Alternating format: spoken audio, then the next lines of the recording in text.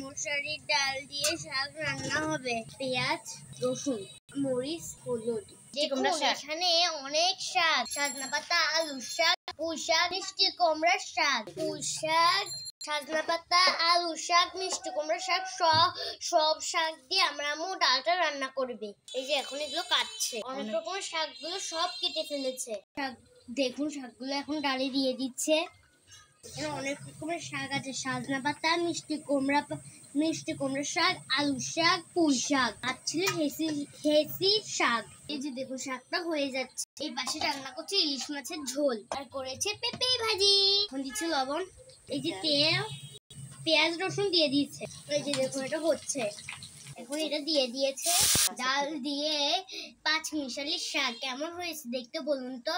পেঁপে ভাজি, ইলিশ মাছের ঝোল, আর এই যে 5 রকমের ডাল দিয়ে শাক।